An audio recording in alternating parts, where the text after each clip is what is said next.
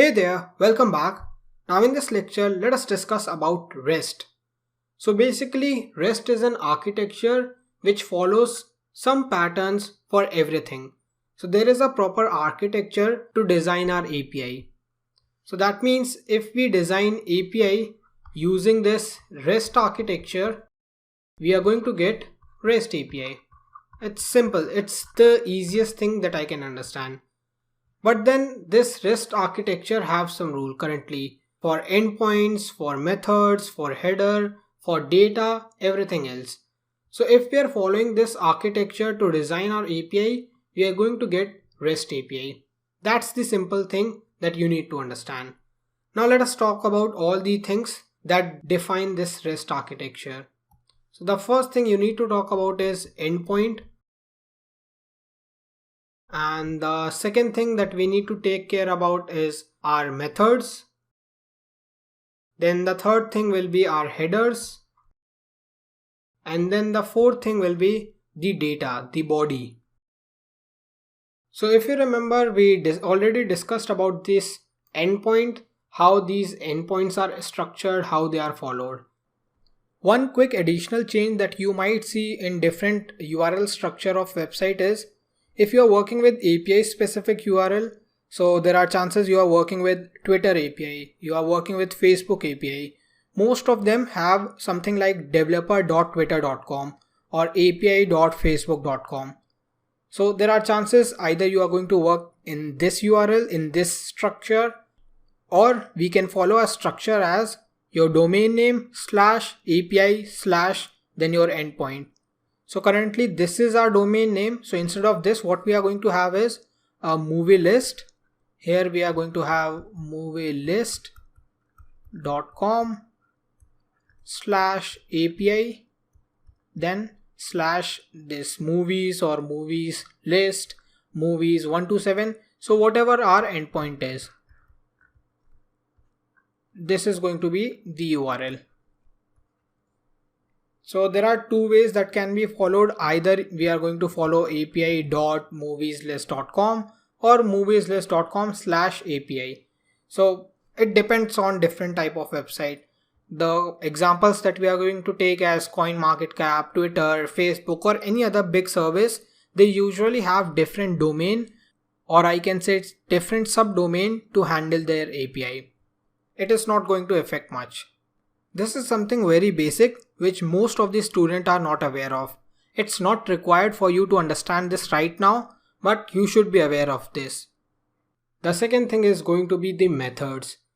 So whenever we interact with our API, we send some request, we get some response. Now these requests are of different type. Maybe get, maybe create, maybe update, and keep on following. So we call them CRUD. So if I talk about them individually, we call them CRUD. Create, retrieve, update and delete. Create is known as for post, read is known for get, update is known for put, and delete is known for delete. Post means to create a new element. If I talk about movies, we are working with movie database, we are creating a something IMDb clone.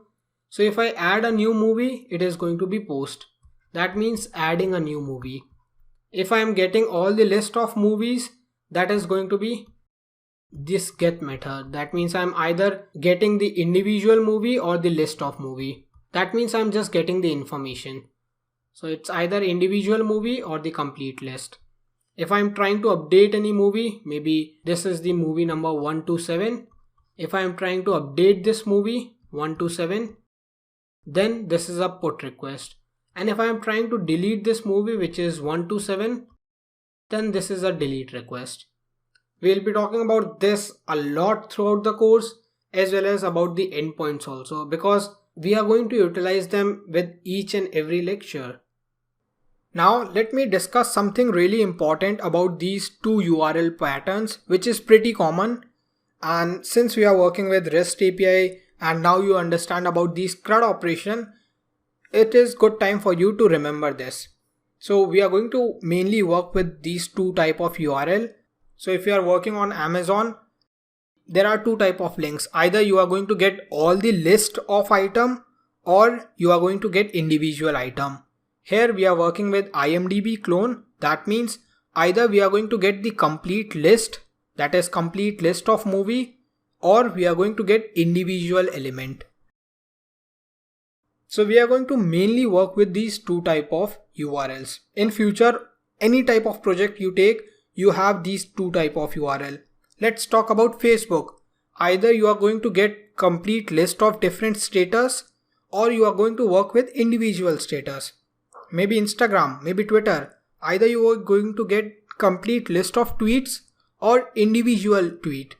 So that's how most of the website work. Now there are other URLs also, that login, account, logout, profile page. There are different other URLs, but these two are most common. Now this is going to give us the list,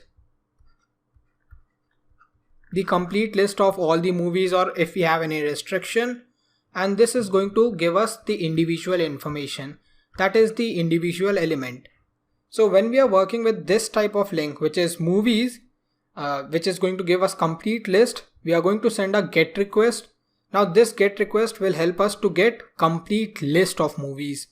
And here we can also send a POST request, so we can add a new element in this list.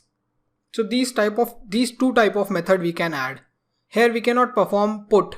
That means we cannot perform update, because update can be performed only on specific item. We cannot perform update on a complete list.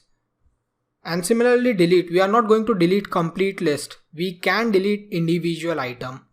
So remember, with this type of URL, we can add get or post, which is to get complete list or to add a new element or new item in this list. Now here with the second type, with this individual element, we can get the information of this specific movie, movie name or anything else. Then we can perform put. That means we are going to update this specific movie. Maybe we want to update the movie storyline or cast, or maybe the name of the movie. So this is going to help us to update. Then we are going to have third method, which is to delete. So that means we can delete this movie.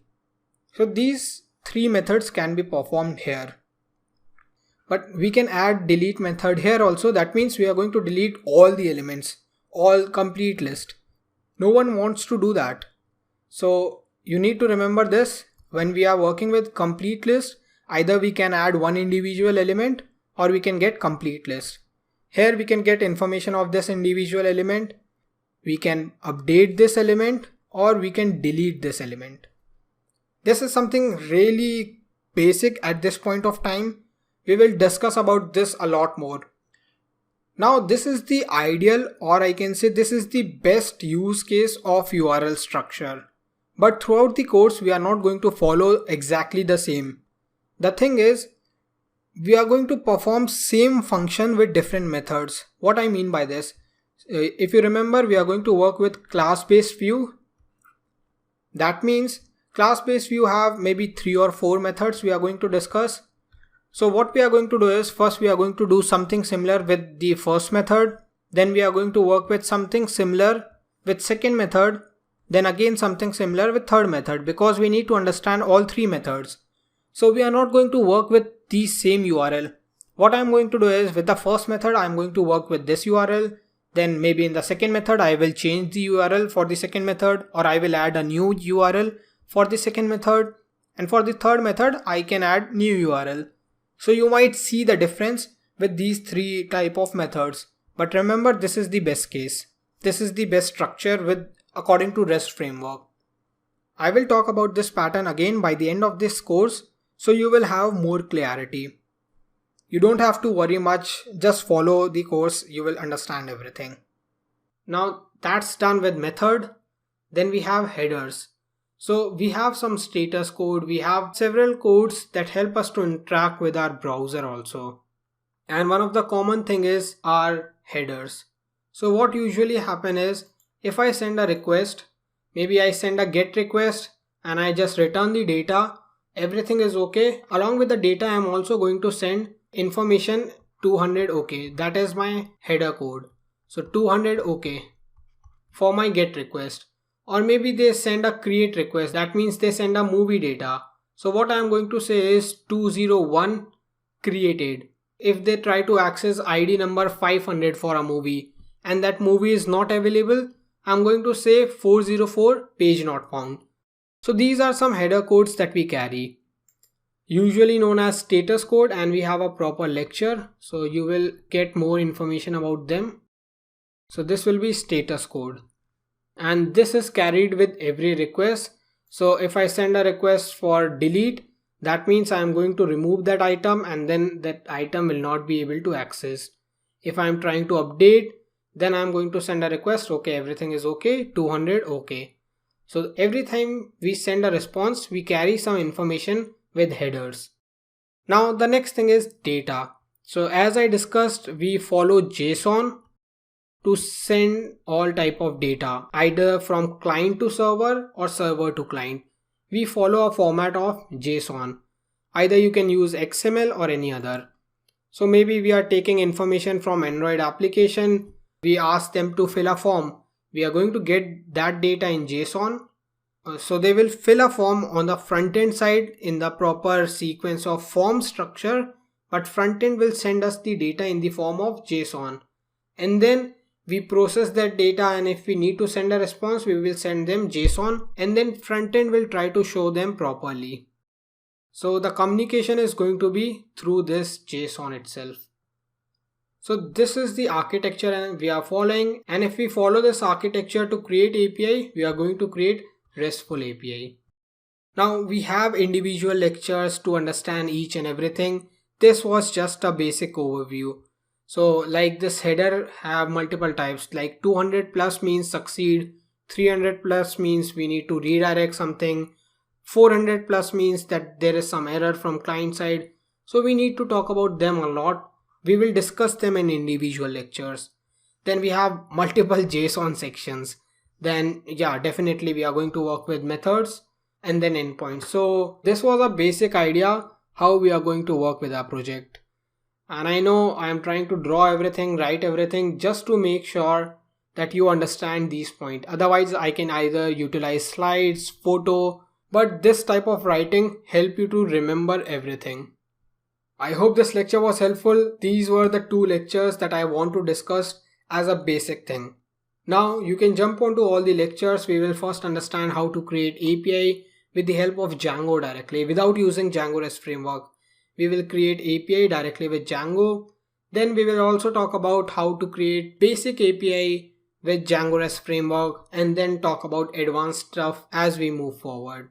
The first thing I definitely request you is please watch all the lectures on full screen, because we are working on so many things in future, maybe with some documentation of Django REST framework. Then we jump onto the coding part. Then I directly jump onto some board to explain some concept. So I strongly recommend and request to please watch content on full screen. Otherwise it will be problem for you to sometime notice small things. So watch all the lectures on full screen. Also, time to time I will add resources in the form of source code or maybe some images or maybe some referral article. So make sure to check them. I will either add them in the resource part or I will add them in the lectures itself. So make sure you keep notice of them as you move forward.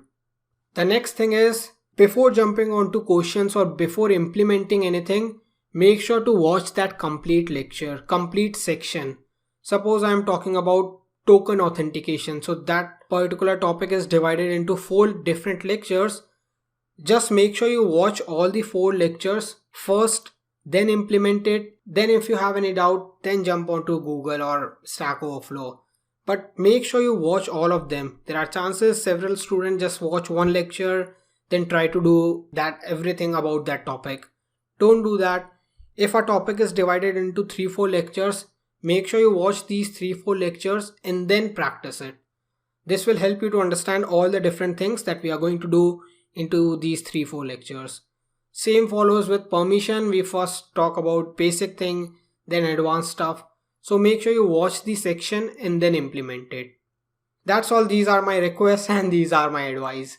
All the best for the complete course. This was the theory content.